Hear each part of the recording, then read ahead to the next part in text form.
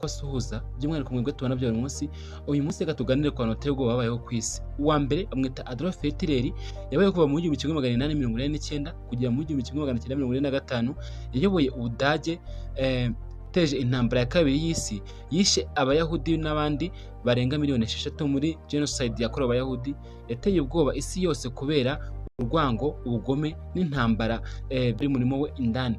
Wa kabiri bamwita Joseph Stalin, yabayeho kuva mu 1878 kugera mu 1953. yayoboye leta zunze ubumwe z'abasoviet, yishe abantu basaga miliyoni 10 kugera kuri 20 kubera politike ye n'iyicwa ry'abatavuga rumwe. Ubwoba bwe bwaturukaga ku gitugu n'inyicarubozo. Gatatu mwita Paul Potter, yabayeho kuva mu 1925 cyangwa se 1925 kujya mu 1998. yayoboye Cambodia, yishe hafi 1/4 cy'abaturage bagize igihugu cye. yatumye igihugu cyose kiba nk'ikimenyetso cy'urupfu. Uwa kane bamwita Idi Amin Dada. Idi Amin Dada yabayeho kuva mu 1925 kujya mu 2003. yayoboye Uganda, yishe abaturage barenga 3000. yari azwiho ubugome n'ubwicanyi budafite impuhwe.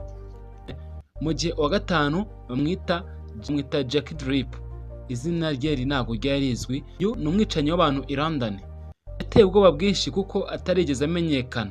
ubwoba bwaturukaga ku ibanga n'ubugome. Murakoze kuri subscribe, umbwire mu bantu muri aho ngaho mushaka ko twakoraho.